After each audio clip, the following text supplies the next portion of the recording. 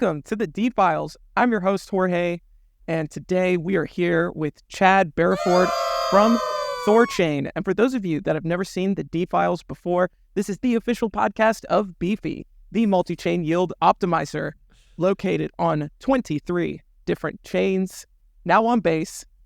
And we are so happy and excited to have you on here today. I'm joined by the usual suspects, TBC, our local anarcho-libertarian commentary, comic relief person, and WESO, the lead developer of Beefy. And, of course, Chad Barraford from Thorchain. I am saying that again.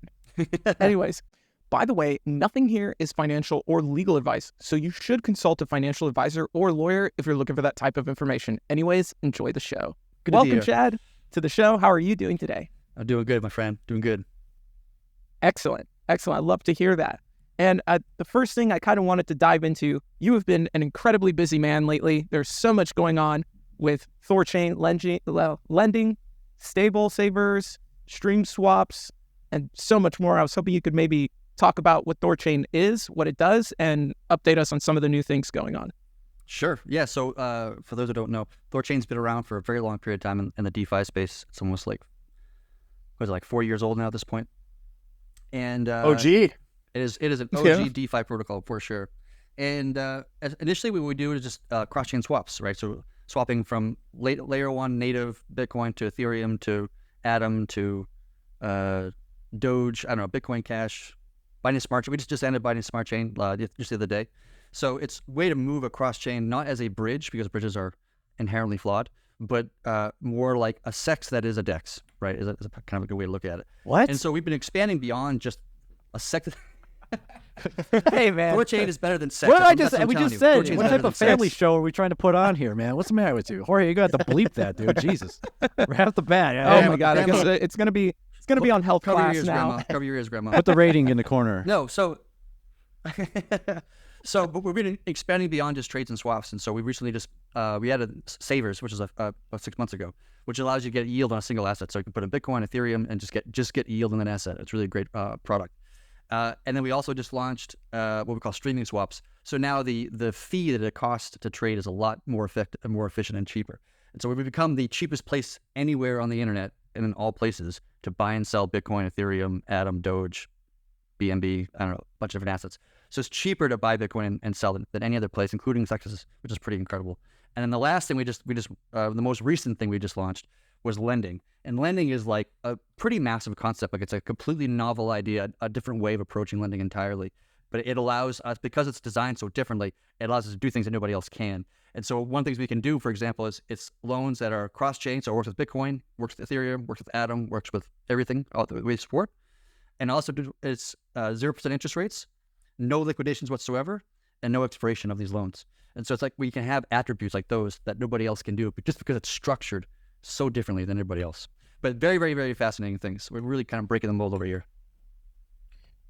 What do you think is like, you guys have been around for like 4 years, and obviously you're coming up with all new things. You have, savers, obviously that's helping some liquidity. I'm guessing that's what the purpose of that is. And then you have your lending.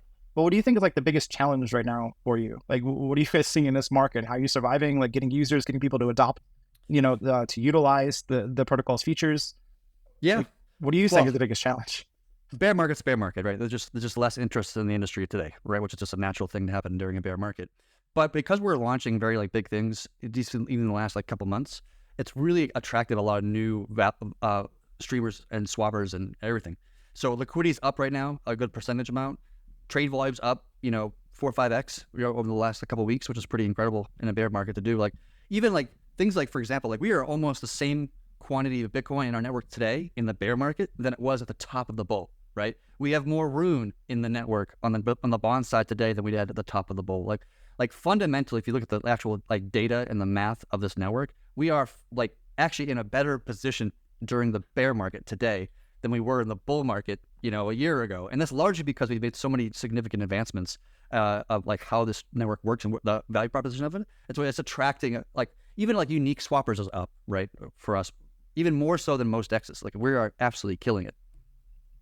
Do you think like Trust Wallet like has like a big impact on that? So like actually having like a an easy to use interface from like a party that's obviously has a ton of users. First of all, has a lot of people that are just using it. Sure. It's like probably the first ever time in cryptos is via Trust Wallet. I think it's probably TBC's. I think first time in crypto. Hey man, that's 100% facts right there.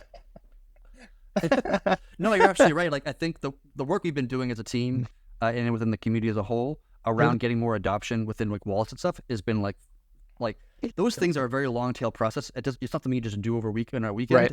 It takes at minimum 6 months. Like Trust Wallet took us well over a year to get them integrated because it required so much work on both sides, on our side and their side. And we are in constant conversation with basically you can name any random large wallet that you can think of. We are already in communications with those people. There's already interest in those individuals to integrate. It's just a long process. And so even in the last 6 months, we've seen a lot of like new wallets integrate with us, right? And we're in the next 6 months, we have a bunch more coming downstream. And so when we go to the next bull market and everything's kind of going wild and crazy again, which inevitably it will, like we will already be interfaced with every major wallet that you can possibly think of. And then all their trade volume, at least the vast majority of it, I think, will all be passing through Thorchain. And it's becoming literally one of the biggest DEXs in the industry, which is pretty incredible.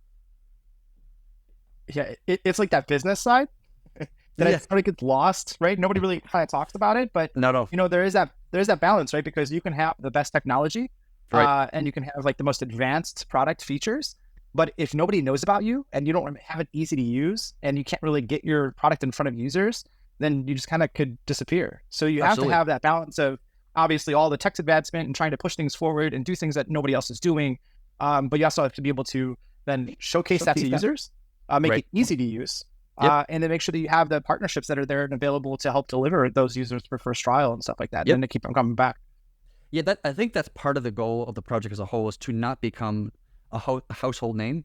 Like most people don't know what Thorchain is, and that's perfectly fine. Like what I think what we're trying to do is just get in on the back side of things. So you are Trust Wallet, you are swapping with Trust Wallet, and you think you're just within Trust Wallet. Reality is they're using us in the back end, and we're the ones actually facilitating your trade or your swap. But all you're experiencing from your perspective is like, hey, I'm in my Trust Wallet, I'm swapping Bitcoin to ETH direct, right, without going to a SEX, and I'm getting an incredibly good price to do so. I'm just going to be happy as a clam by that. And so we're just going to get so many more integrations. We have entire teams dedicated to just expanding out into more wallets, more DEXs, more integrations, and all these kind of things. Even like DEXs, like I was talking to the guy from Chainflip who runs Chainflip, and we were just talking like we should just integrate with each other. Let's us pull on your liquidity, you can pull on our liquidity. We'll just like come together. Like I think it's just like a crazy notion that you have all these different sexes out there, and Binance and Coinbase and Kraken and Gemini and all these guys, and they're all battling each other. They're all trying to beat each other out and get a different market share. But DEXs is going to be completely different because it's just an open protocols. We can just utilize each other and one big happy motherfucking family and be able to pull on each other's assets and liquidity and just move with such fluidity and speed and ease. It's absolutely incredible. Like Thorchain now allows you to make a trade across 3 or 4 different DEXs in a single transaction. All you know as a user is that you're sending in X and you're getting Y on another chain. You don't know how or care how it's actually like happening in the middle of it all. But we just find the most efficient way to do so, like something like Thorchain does this really, really well. And you can just trade in a single transaction from point A to point B, just done, clean, easy. No signups, no KYCs, no worrying about like, logging into something. Like it's just so clean and simple and fast. It takes like 3 clicks and you're done. It's pretty incredible. You think about it. Yeah, I actually see the market going into 2 separate subsections. So obviously there's like stuff like Thorchain, which is the infrastructure layer. I can't see like in the future, like when we talk about like scaling, that we're going to have like people trading directly on Uniswap. Like I don't think really that should be how it's done. I mean, there's the aggregation, right, of all of these different liquidity sources that needs to sort of be handled. And I think that layer of like user interface, easy to use, somebody who's kind of on the, utilizing Thorchain, all these other infrastructure pieces on the back end is what's going to flourish as like part of, a core piece of DeFi and everything to kind of push everything forward. And you as a user are never going to be trading directly on these exchanges. You'll be trading through these interfaces that are aggregating through everything, sort of like how 1inch does. But I think more on a larger scale of like, cross, different blockchain networks and stuff like that, aggregating you the best price that they can get liquidity from any source. Absolutely agree. And I would go even further and say that like right now, Thorchain is pretty much the only game in town when it comes to moving cross-chain in a decentralized way. There's Maya, which is a fork of us, which is a good chain, but they don't have the liquidity quite yet, but they're working on it. Chainflip's coming out, all these things. Like it's actually beneficial for the industry to have more competitors to Thorchain. Like it sucks for us as a project to be like, obviously we prefer to dominate the world in a matter of speaking. But what's better for the industry, which like, and I would advocate for, is to get more ways of moving value across chain than just Thorchain. Like it'd be beneficial if there was like 5 or 6 different protocols that have slightly different structures to them, and then just allow the market to move value across these different methods and methodologies in the most efficient way possible. Just in case Thorchain were to die tomorrow, we don't want the entire industry to be like now back to their isolated islands of blockchains again. Right. We want the world to continue on, right, in one form or another. Well, I think too, if you look at these trends that are going on right now, we've seen the volume on Uniswap outpace Coinbase. Yep. Frequently, and more so during this bear market. I think between the collapse of FTX and kind of the regulatory uncertainty, I think that especially for the true believers of crypto and the space and the technology, there's more and more people that are opting to do their trading on the blockchain or chains, since we're talking about Thorchain here. And I think too, what's also interesting is that it's transforming the centralized exchanges as well, because it's basically turning them into the fiat ramp and nothing else. Like, why would you buy the asset on that platform if you could just get your stable coins or PayPal's stable coin or whatever it is back onto your centralized exchange and just go back into fiat and vice versa. And what I think is also very interesting is that on the regulatory landscape, more and more of the stable coins like USDC are trying to be payment stable coins. So the implication here is that you might just be going to stores and paying for things in stable coins. At that point, you might not even have to transfer into fiat. So I think there's this real outlier that's happening. And I think the legacy financial players, the banks and so on, they're seeing the writing on the wall. And we're seeing Visa, MasterCard, PayPal trying to jump on this, before the tides open. And I think that DEXs are going to have to evolve as well in that particular instance. But that's just been something that I've been watching very closely, like a hawk. Right. So, and because nobody wants, talking about payments is not as sexy as talking about trading. But trading is always more fun of a topic. But if you look back to the invention of the car, like the Model T days, but right in the early, out of curiosity, early years I gotta of ask you, cars, so there were people how was the experience as a developer on your end with lending? Because the process is so different. There's no expiration, as I understand it, or liquidation. So that still kind of boggles my mind when I try to explain that to people, and they go, "What?"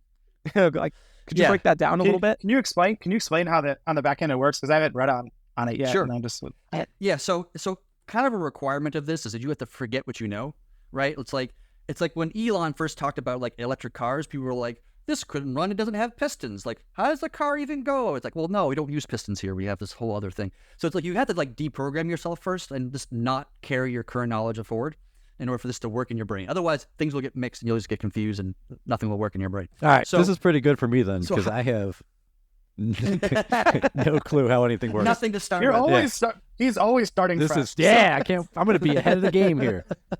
He didn't understand the old lending, so this is going to be perfect. You just start from the beginning. Smooth start for him. So I'm going to try to break it down as simple as I can. And so when you open up a loan, say you open up Bitcoin, that's your collateral for a loan. You send in real layer 1, real Bitcoin to a BC1 address. The network observes that transaction and then effectively swaps it into a derived asset, right? And inside the network. So we take that Bitcoin, we sell it into Rune, take the Rune, burn the Rune, and then mint what we call Thor BTC, right? Which is just a derived asset of layer 1 Bitcoin. And that becomes effectively what your collateral is, that particular asset, right?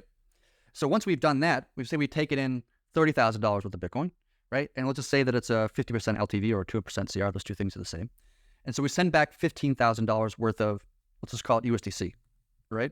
So the network will then mint Rune to buy the USDC back. So it burned $30,000 worth of Rune to get your collateral going, and then it mint $15,000 to get your debt back to you, right? So now the liability on the network is different than it is on a traditional system, because in a traditional DeFi system, you have people providing both sides of the aisle, right? The borrowers and the lenders on both sides, right? And in this case, the lender is not an individual like it is on Aave or Compound or one of these guys. It's the protocol itself, right? So when you close your loan and you give back that $15,000 that you owe, we give you back whatever quantity of Bitcoin that was you've given us to start with, the network has to acquire that Bitcoin back for you at that time. So if Bitcoin were to drop to $10, let's just say some crazy number here, $10, and the network needs, and you close your loan, the network needs to mint back $10 worth of Bitcoin, not $30,000, $10. So it's because of that system that if the collateral value drops below the value of the debt, in most DeFi systems, that would cause insolvency, collapse. The whole thing would be fakakta at that point. But in this system, not only can we do that and remain healthy, it's actually beneficial for the protocol when that happens. It's not harmful, it's actually beneficial. This is why we can do no liquidation loans and nobody else can't. Because in the situation where collateral drops below the debt, it's actually a positive thing for the protocol and not a negative. So we can do all these things that nobody else can. And the longer that you leave your loan open, the better, which is why there's no interest rate. We actually want you to open your loan and leave it open for the next 30 years or whatever the hell you want to do. It doesn't matter. It's arbitrary, any arbitrary length that you want, or just never pay it back. That's fine too. Perfectly fine with that. And any of those circumstances, that's definitely positive for the protocol. So we don't have to have expiration dates. We don't have to have liquidations, and we don't have to have interest rates either. So, okay. So whenever you're opening a loan, you're doing 4 trades effectively. You're going from layer 1 Bitcoin to rune, burning the rune, minting the Thor BTC. That's your collateral, and then we mint rune. Technically, we're actually minting Tor, which is our stable coin. Tor to rune to like USDC or whatever the asset is you want to receive on the other side. You always owe in Tor, always owe in dollars, but you can receive the hell you want to receive. And then when you want to pay it back, it's just the same thing in reverse. You swap something into Tor pays down your debt, and then your Thor.BTC gets swapped back to real BTC, goes back to your wallet. So I guess if it goes to $10, then and you want to withdraw, you can't withdraw your Bitcoin. Is that what, I guess I'm trying to. No. You can always withdraw whenever you want to. It wouldn't make sense in that case. It would be right? at that point. The rune wouldn't. The rune doesn't need to pay it back it would only cost $10. I guess. So you might have burned $30,000 with the rune, but you're now minting back 10. Right, in this particular example that we're going, you can always pay back your loan, right? Sometimes it doesn't make sense to, because why would you spend $15,000 to pay back your loan to get $10 worth of Bitcoin? That's just a silly thing to do. I mean, you can do it if you wanted to. Nobody's going to stop you, but it just doesn't make any fucking sense, right? So that's part of the benefit here is that in a bear market where Bitcoin goes down, 3, 4, 5x, whatever the number is, because we've gone into a bear market, the value of the cloud is now below the value of the debt, which means that liability on the network effectively is zero at that point. We just remove the liability. We actually remove that liability of that derived asset. So in a bear market, people basically can't close their loans, right? I mean, you can. You just would lose money if you did it. Nobody would actually do it. But basically, nobody would close their loans during a bear market if their collateral was below the debt, which means the risk to the protocol has been removed during that bear market, that's the one that's more risk. The most risk to the protocol is during a bear market. But because people can't close their loans because the collateral's fallen down so much, risk is removed. Until you go back into a bull market and Bitcoin's price exceeds $30,000, now it's at $100,000, right? But in a bull market, if Bitcoin's going $100,000, rune is probably going significantly higher, just because that's how all altcoins behave in bull markets. Right. So then obviously, is there a scalability threshold? So is there only a certain amount of loans you guys can handle according to the liquidity that you have for, I guess, the asset trades, the rune trades? Yes, good question. So we do set a cap on lending that's relatively low right now. It's set to I think 5 million rune, which is worth $7 million, something like this, right? So it's not really much. That's just how when we roll out any new feature, we always start small and just have little caps on it, and we kind of walk it up over time as we see that the code works as expected and there's no unexpected behaviors or exploits or blah, blah, blah, or these kind of things. And so, yes, there is a cap to that. And so we can decide as a community how much we want to raise that cap. We can, bring it really high or keep it low or somewhere in the middle. But yes, we do it. We can definitely throttle as much as we want to the amount of loans we want to be open. Interesting. Yeah. Well, sounds fun. Cool. So right now, I know that with Thorchain, you guys are relying a lot on external interfaces, right? Third-party interfaces, in order to handle a lot of the things on Thorchain. So is there a lot of third-party interfaces that have integrated lending, or how you guys been pushing? Are you working with wallet providers to eventually do that, or wallets would love to see them how do you get the feature out there? That's a good question. So to my knowledge, there's 2 interfaces that can support lending. One is Thorswap and one is called Lens. Both of those work. I think Shapeshift's working on a lending interface as well at some point in the near future, and I'm sure others will adopt with time. But yeah, that's part of the process. You roll it out in the core protocol, which is great. That's a big milestone, landmark. We shipped the thing. Then the second part is all right, now we have to talk to all the UIs, interfaces to get them to build the necessary components. Is that only Bitcoin? What are the assets you can? Right now, it's set to only Bitcoin and ETH, which is just up on purpose. We always like I said before, we launch a new feature, we keep it narrowly scoped for for security purposes. In the future, I would love to see us expand out to basically every major gas asset that we have. So Doge, Bitcoin Cash, Litecoin, BNB, Atom, basically the main asset on every chain. Cool. Yeah. So that's a pretty cool feature. It's pretty crazy. Like you've never seen it. Like if we just did lending by itself and not this whole crazy thing we did, like just the fact that we can do it cross chain in a complete decentralized way, that's incredible. Like we did it for Bitcoin. Like the only way you can get a Bitcoin loan historically really is through like BlockFi or Celsius, and those guys aren't really available anymore, unfortunately. So now we have a decentralized way of actually getting a loan on Bitcoin, which is that by itself should be like huge news in the industry. Like that should be like a big thing. But the fact that we added on top of that, the fact that it's like no liquidation loans is just, that's just crazy. I mean, that's the best lending protocol we've ever seen for the borrower on traditional Fi, CFi, or DeFi by a good margin.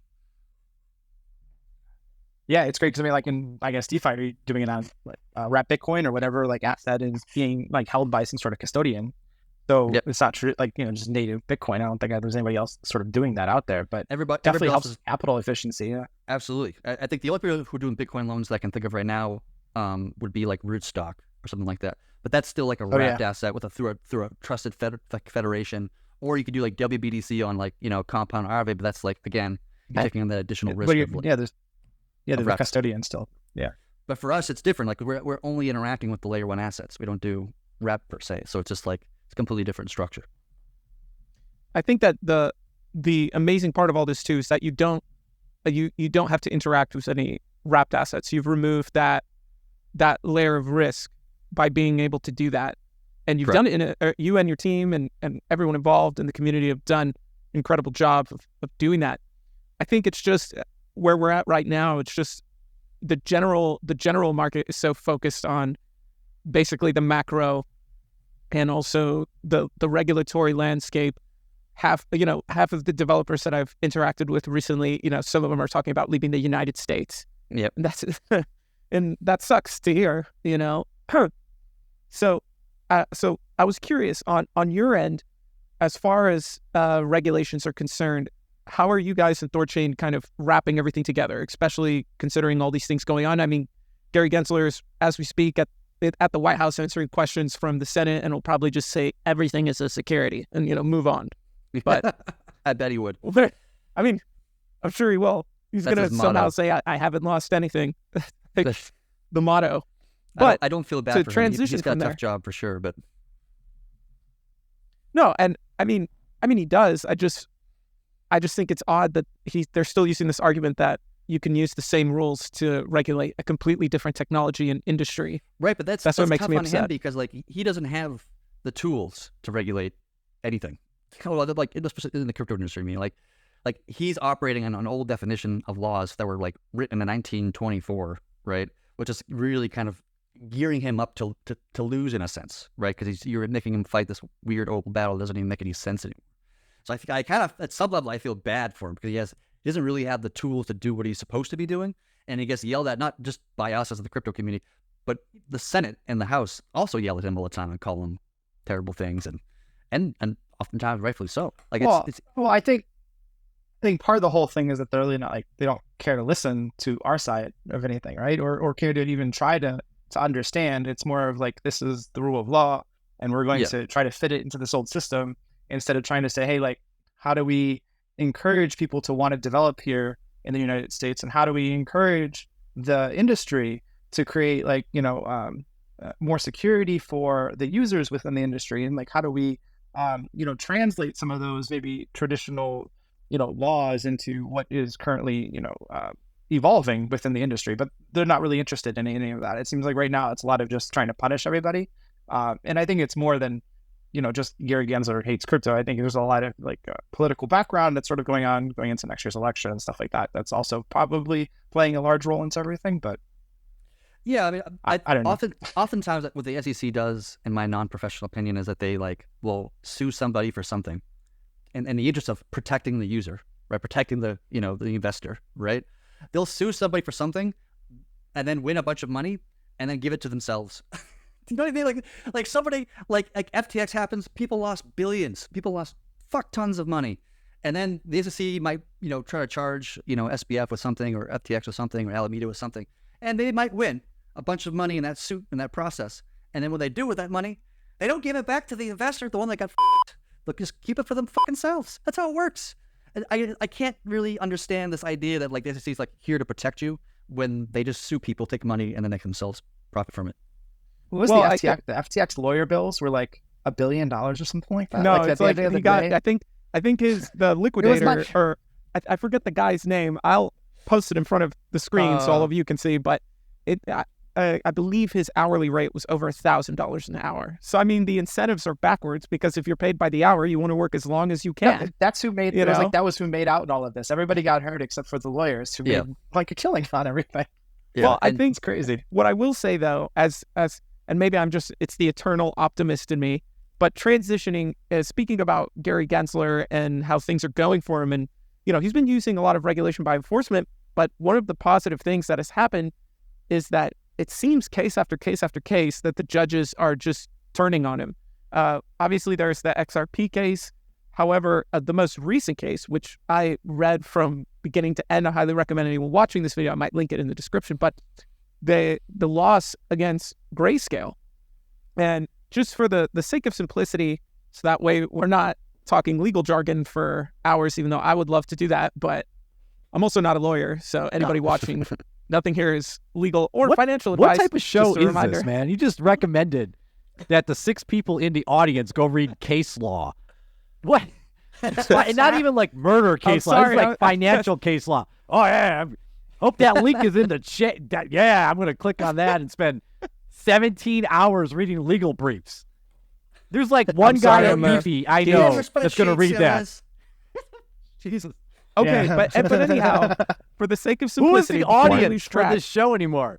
Oh my God, we have gone. We've gone off the rails. Families. We even lost people. My mom. Parents with their children are sitting here watching this. Chad's got bleeps out the wazoo, and then they're gonna for bedtime. They're like, "All right, Sammy, lay down. Let me read this legal brief about Grayscale. It's gonna be excellent." Okay, so just to simplify it, basically, the judges said to the SEC is that they can't, the spot product is identical to the futures product. So their argument that the spot product can be easily manipulated and so on did not hold in court. And all 3 judges rejected the SEC's argument. So basically now they're forced back to the table. They either have to find a new excuse or appeal. If they appeal, I don't think it's going to go well for them, but they could come up with a new excuse. But I think the writing's on the wall. Bloomberg is saying that there's a 75% chance we'll see a Bitcoin ETF this year and a 95% chance we'll see it early next year. Yep. So, I mean, things are looking really good. Absolutely. I mean, if you include like major players like Fidelity and Charles Schwab and these kind of characters wanting to get involved in the game, like this puts more pressure on the SEC to basically comply. Like it's easy to dismiss a bunch of internet cyberpunks talking about crypto and DeFi and stuff, but as soon as you get into like Jamie Dimon territory, and that guy has obviously immense amount of pull and engagement with Gensler and all his wacky friends. Like those guys will push for it. Chad, we don't have to do you might have to start over. Go back to Jamie Dimon for a sec. Go back to okay. Jamie Dimon doesn't know this, but he's mentioned on the show quite a bit. All right, Jamie. By the way, we're looking for a sponsor. If you, we support you. I don't care about your FC connection to Obama. I don't think he's. All right, I'm not worried about that. I hope he's interested. Hey, appealing to Jamie Dimon. Hey, Anyhow, Jamie Dimon, so I'm looking for a sugar daddy. Would you be my sugar daddy, please? Just let me know. DM me. Yeah. I mean, hey, the link is below. It's a good time. The link is 2020. Give me a 2023 DM. is a great time to be a man asking for a sugar daddy. Equal rights, brother. Equal rights. If I want a sugar daddy, I should have a sugar daddy. I mean, it's 2023. Let's get on the right page here. But I agree. You were saying so absolutely about this being good news about the in concerns to the Bitcoin ETFs. Yes, because I think there's going to be more pressure, not just from the cyberpunks of the internet, but also just the Jamie Dimons of the world that run major institutions for the United States, economy. They'll start pushing the SEC and other players to get on board and start doing the ETFs and, other kind of not relaxing, but just accepting more opportunities for traders to engage with Bitcoin and other assets without actually holding mnemonic phrases and that kind of thing. Yeah, but don't you think like Wasn't there an ETH one that was just filed? Another one was filed today, actually. There was an ETH one that was just filed, right? Yes, Ark Invest. Actually, Cathie Wood, which was smart because the word on the street is that an Ethereum futures product, similar to the current Bitcoin futures ETFs, is going to be approved. So she's just playing 4D chess, because if they're using the same argument that was used in this court case, then the judges, if they were to deny it, will be like, well, in this other case, we already told you that it's an identical product. So if you're going to have the future, you might as well have the spot. Right. But I think even more important is that it validates, if we get I would be more excited for an Ethereum ETF, not because of price or anything, but because it validates almost the entirety of crypto. Because now it's like, you're not just, you're saying that a product that was designed for smart contracts, lending, borrowing, a competitor to centralized financial institutions, is now something that anybody in America can be exposed to. And that would be a huge change, I think, in the dynamic for the industry.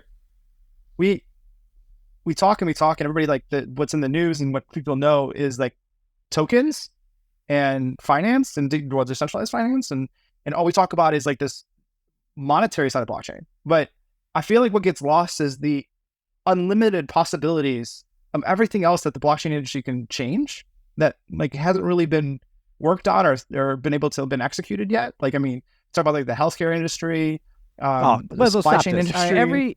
Every time. Here we go again. Every single time. WESO, NFTs are only for JPEG trading cards. Stop it. We go over this all the time. Just stop. You're not going to change the medical industry with NFT. That's not happening. You can't win that battle. There's too many people out there with too much money in the system. They ain't going to let you in. It doesn't matter how good your technology is. You better start doing it in like a third world country, because it ain't happening in the big ones. All right, you're gonna have to go to like you want to change the financial industry or something. Well, we can't do with the healthcare industry. Listen, JB Dimon, all right, is listening to this whatever the hell this is, and he's like, good idea. You want, but I'm saying you want to go after the medical industry. Like, it could change, but then ETH is basically gasoline, right? For the block, it's like you have to have it. Don't use that term, because then the climatologists are going to come after you, man. What's the matter with you?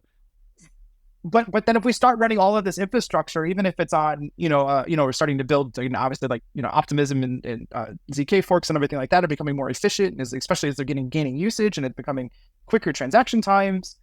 And then you can start actually building a lot of these things that are sort of needed. And even if it's like isolated blockchains for certain industries, just to use this like, immutable, transparent data centers, like, well, nobody's really like, all we really care about is that, token A goes up in price. And that's what everybody sort of like the news talks about. But it's like, like blockchain can like revolutionize every industry.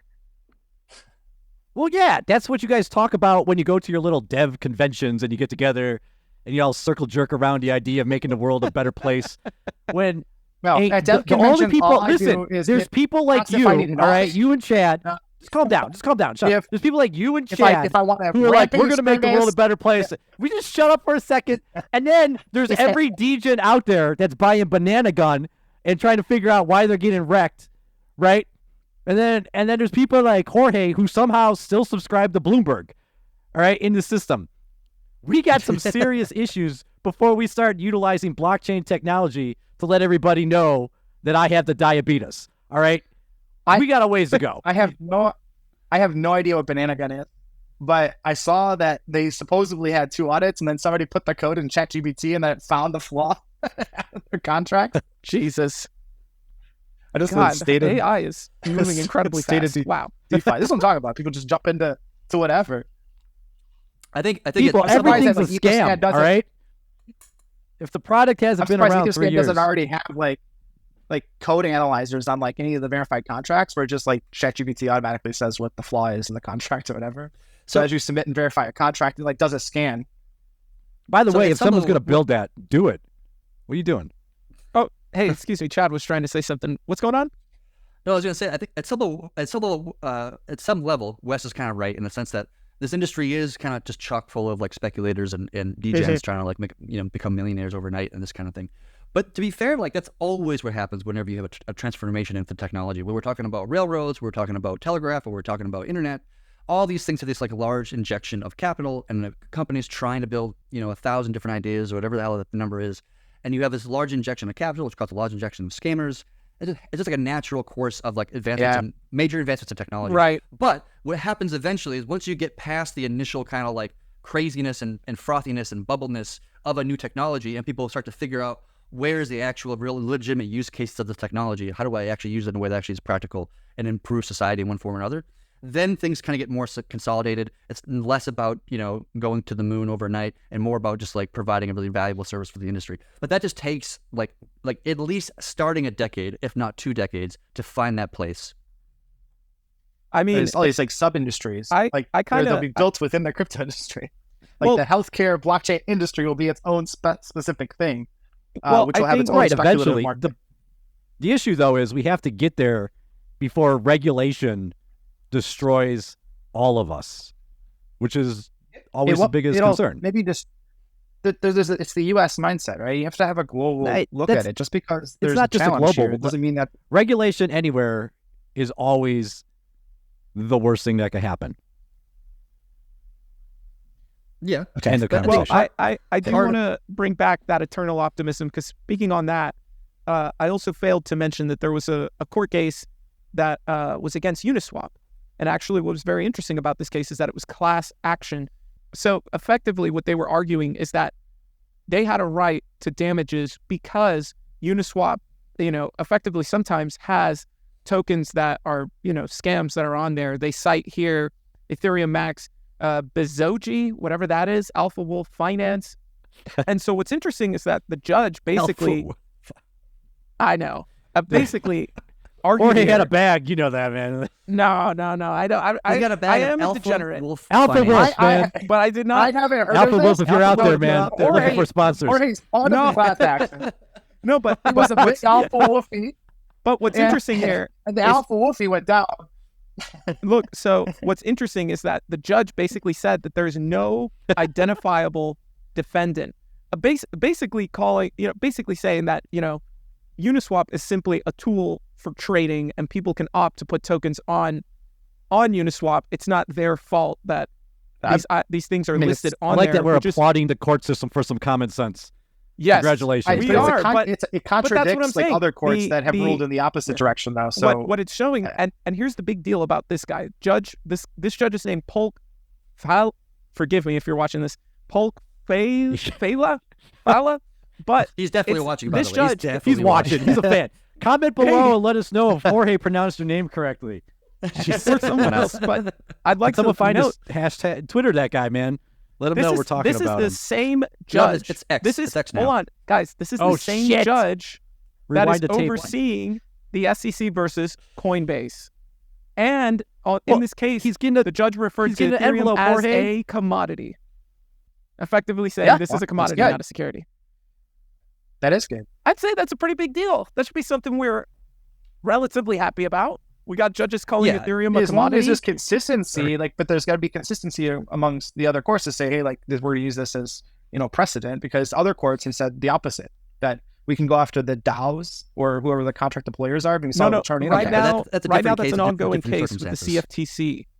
So we don't know the outcome of that. But so far, the judges, we had XRP saying that that's not a security. DAO is closed. They went after the DAOs.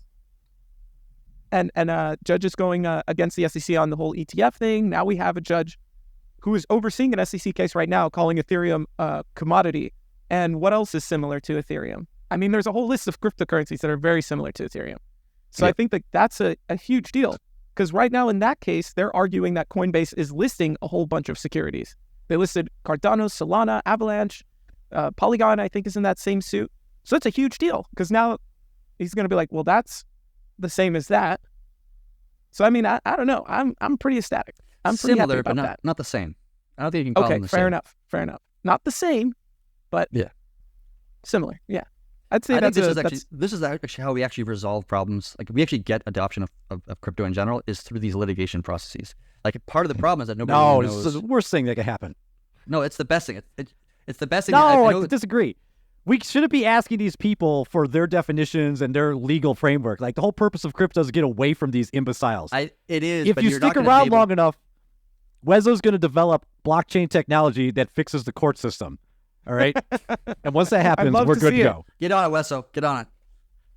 Yeah, so that's the last thing I want to do is touch any of that. No, but take like the Tornado Cash devs for example, right? They were one of the guys was arrested. And they're going to be tried for money laundering and all this kind of stuff like this. But going through this process is actually really, really valuable for us as an industry. My personal belief is that this case will be pretty much thrown out and it'll be an overwhelming win for crypto. But just by having this case and going through that process, then solidifies for us as an industry of what the government will and will not allow in a mass speaking. And that's always a good thing in terms of getting more clarity. It'll allow more people to come in, more adoption, more people, new investment, new capital, new marketing people, like the whole kit and caboodle there. So it's just it's really valuable, and the right thing to do for us to do as an industry is just to litigate all this shit. And just as we did in the 1990s and the crypto wars of the 1990s, the cyberpunks just litigated the the idea of having encryption on the internet. And that whole thing was being tried in those days about whether encryption itself should be allowed at all, whether or not the government should have a backdoor to every encryption technology within the United States of America and beyond it. And that was just this huge thing. But the only way you're going to actually win that battle is just through litigation. And we did it, and we won. And now because of that, we actually have an internet where you can actually encrypt stuff, right? Actually have login safely and pass credit cards information safely. Without winning those battles in the 90s, we would not be where the internet is today at all. And we just have to do it again, but now in the 2020s instead of the 1990s. That was beautiful. I was moved. And I want to note, speaking of the Tornado Cash, I mean, listen to what the judge said here in this Uniswap case. In the absence of actual issuers of scam tokens, the plaintiff argued that Uniswap facilitated trades at issue by providing a marketplace and facilities for bringing together buyers and sellers of securities for a transaction fee, hoping that this court might overlook the fact that the current state of cryptocurrency regulation leaves them without recourse, at least as to the specific claims alleged in the suit. The court also shot down the plaintiff's argument that Uniswap was like the manufacturer of a self-driving car, and that the protocol and its creators caused harm by creating a system that allowed for scam tokens. The court also said in their opinion, indeed, this is less like a manufacturing defect and more like a suit attempting to hold an application like Venmo or Zelle liable for a drug deal that used the platform to facilitate a fund transfer. In other words, basically, what is being said here is Tornado Cash is also a tool. It's not their fault that people use it in an illicit fashion. We don't arrest gun manufacturers for making guns. We arrest the people who use the guns in an illicit way, right? So that's what, me personally, I have a feeling that that's going to be the mindset that we're going to see. Wait, what do you mean by sort of? This would be going off their gun manufacturers time and time again. I want to get into gun. We don't want to bring that hot topic into here. But I think the issue with Tornado Cash, all right, and so be it. And I think the issue some of you guys overlook is that there are players out there that don't like the fact that DeFi and a whole world exists out of their control, right? And I think you look a bit too optimistically at these certain protocols and trusting the court system and trusting governments to end up doing the right thing, right? When they notoriously don't. And we're going to rely on them to kind of govern the future, which is what we're trying to get away from as much as humanly possible. I don't have a lot of faith that the Tornado Cash guy isn't going away. He's going to be a political patsy because a bunch of oligarchs from Russia laundered money, right? He's going to be an example for the rest of us. If they end up going against the Tornado Cash guys and they get arrested and they get sentenced to jail and they lose the case, if that were hypothetically to happen, that would open up an entire new way of thinking about legality that we have never seen before. We don't even have an agency within the United States that actually monitors or gets involved with code. It doesn't even exist. Good. Right? And so if you start saying that these guys wrote some code that other people utilized in a way that was nefarious for one reason or another, and they're now held liable, well, you're opening up a can of worms that's massive. That's ultra massive. I mean, anybody who writes their list of people they're going to kill in a Microsoft Word document, that Microsoft's now held liable because they use Word to write a fucking a thesis or a what's the word I use? I'm thinking of manifesto. They wrote their manifesto in a Microsoft Word document. Therefore, Bill Gates is held liable. Let's go ahead and arrest Bill Gates. That sounds good to the rest of us. That sounds like a ludicrous concept. It's so insane. Let's try to make that happen. Let's do this. All right, no. I mean, it is a slippery slope. I don't know. I know that it definitely there's like a lot of other innovations that have been coming along, privacy forward, and so like where does that sort of play into all of this, right? So if they say, hey, you can't use Tornado Cash because of the privacy from it, then let's say, okay, well, what about like all of the ZK Sync technology that's sort of coming up, or the other things that are sort of like hiding, but are imperative, I think, for us to do things that are very positive for, I guess, one would say for the regulators, right? Like essentially being able to do AML without knowing, a lot of details about the person's identity. So it's like, how will this sort of impact all of the innovation that could possibly come if you say that we can't do anything based upon privacy, and Tornado Cash is an example for that? I think too, just to add on to that, hold on a second. Just imagine a world. Wait. Jorge, hold on a second. All right. Just imagine a world where there is regulatory agencies that oversight code, right? I mean, Weso, think of every time you write a script that has to be submitted to a government body for approval, and you have to pay a fee and, get a permit to submit code online. But we don't do that in any other medium. Like, there's no body. If I want to build a deck on my house, I have to. But like, it's only a matter of time. That's not expression. We can't give these people those ideas. That's not speech. There's a difference between speech in what you just described as a deck on your house. No, but it's property. And no, hold on. But no, the mistake is like it's property rights. Property rights boil down to everything. Freedom of speech only exists on specific property and property that is granted to it. On my property, I can say whatever I want. On your property, you dictate the rules of your property, right? So whose property is the code, right? And if this code is published on the internet, who's the owner of that internet or that app? Well, if nobody owns, so you built it, well, obviously right? somebody owns it, right? If you build it and so everything, right? So everything has to be open source. Yeah, if you it just works. All the code people don't have to exist for the code to work. It just works. All the code that I've written over the last few years is open source MIT license, meaning that I don't own it. It's open. Anybody in the world can download it, use it for whatever purpose they want. I don't give a shit. I don't own it. But my ability to express myself through code or writing a fucking poem is the same. And the government tries to curtail my freedom of speech of writing code or writing a fucking poem. Those two things are the motherfucking same. Right? Doesn't actually make a difference. I can write a book. I could publish How to Rob a Bank and publish a book. Then the government will publish it. I can go ahead and do that tomorrow, theoretically, and not get arrested. There's nothing wrong with that, right? If I go but if you write a code that steals from a bank, right, that's a different thing. Yeah, but it's the same thing. If I use your code to steal from a bank, right? Right, but you're the one breaking the law and not me, because you read my book, How to Rob a Bank, and you go ahead and implement those ideas. That's you robbing the bank, not me.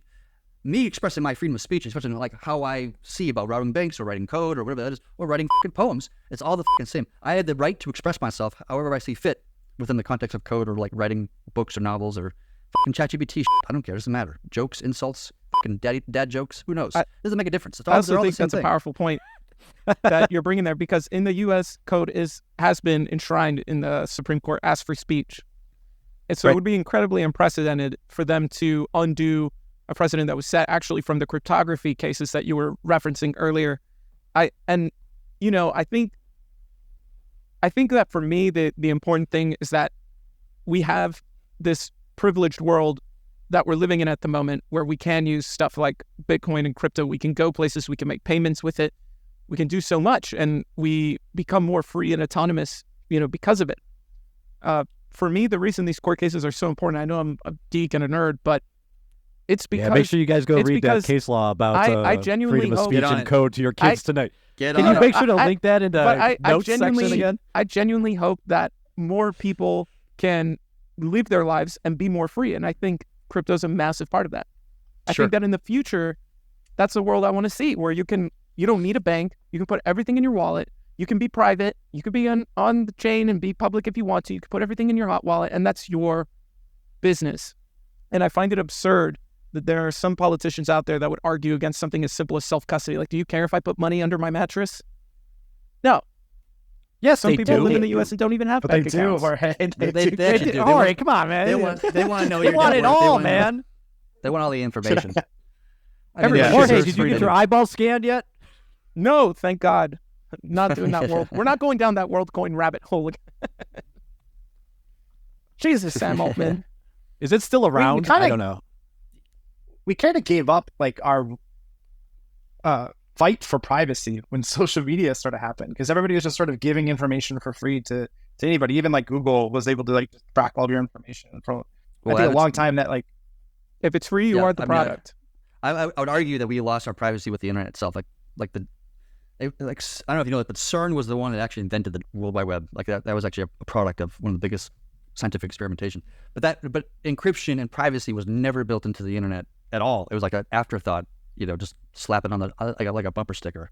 And so we've never had privacy when it comes to the internet at all. And we've tried to add it with like TLS and other kind of like ideas of like how to do so. But still, like to your point, like we've never had privacy on the internet. And I'm hoping that that crypto can be different and that we can actually build into a lot of these protocols and more private focused, capabilities. Well, I think like us in the industry, obviously privacy is something that we believe is very important. And so, we kind of fight for it and argue for it, but there are a lot of people you talk to in like real life and you talk to them about privacy and they're like, they don't really give it's like, right. Oh, well, I don't care. I sign up. Yeah, allow my cookies. Like, I don't really care what I do. Look at my bank account. Like, you're signing in with all these third party, things into other applications that have your password. It's like, they don't care. It's actually more important that people have like an easy way to use things than, having their data, private or being able to like control things.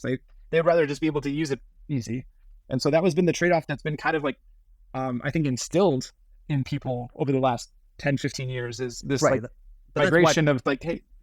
That's why privacy should be default. It should be. Yeah, but it's almost like a re-education though that needs to happen about people to take back their privacy when it comes to everything. Yeah, but it's not. It should be default, but the education we have to get to. This isn't like the 80s and the 90s where people just don't trust anything. When the internet first came out, like everybody told you lie about everything. Don't ever put your name on the internet, right? But nowadays, kids just grow up and their faces posted all over social media from the start. They don't know any better. Nobody teaches you privacy, and then on top of it, we're like, hey, use Bitcoin so everyone could track every transaction you've ever bought ever, right? Like we've got some serious issues, and I'm gonna wait for WESO to develop those onto a blockchain, maybe by the next episode, so we could talk about it after he fixes the court system and healthcare system. You know what? I think it's people get comfortable, and they take privacy for granted, and I think you guys are right. It's an unwinding of their mentality to realize the power of keeping your information off of the internet, or quite frankly, on any book or any record.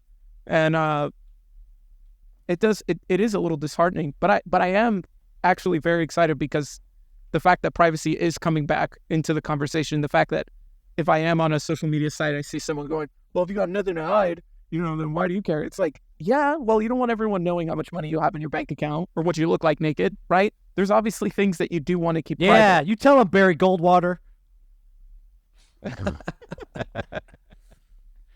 Yeah, privacy is actually a normal concept, and up until like 100, 150 years ago, like privacy within finance was much more common than it is now.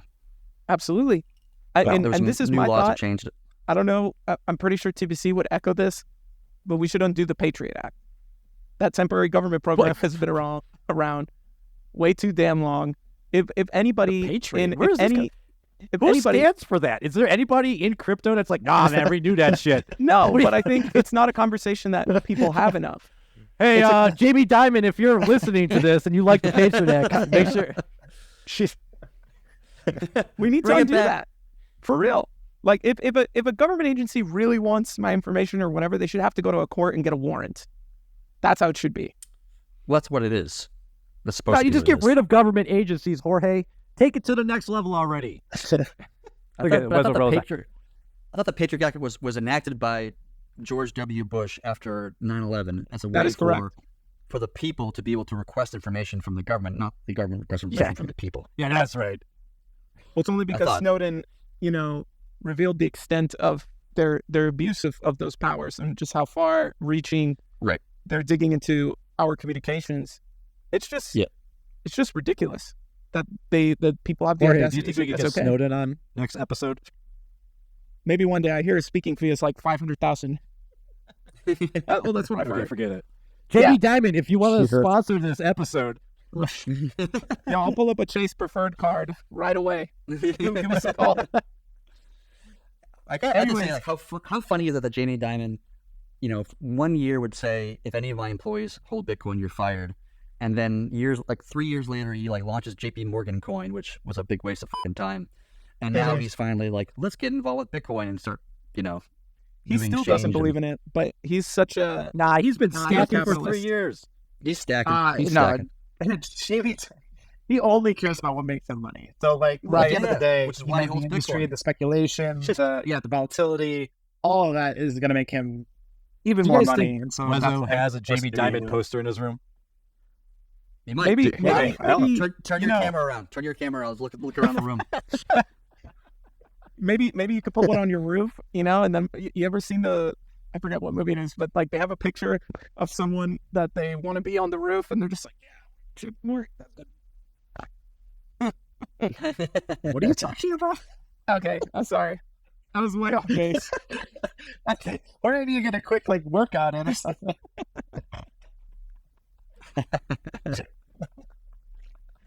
All right. Well, enough of all this weird crap. I just want to say, Chad, this has been an incredibly fun episode. We loved having you on. We hope to have you on again. Thank you so much. Yeah, invite me back whenever you guys want, and we can talk about more random bullshit. Absolutely love it. Yeah. And for those of you that are watching, thank you so much for enjoying the show. Like, subscribe, do all the social media things. Share if you'd like, and we hope to see you again on the D Files. Is the show over now? What's going on?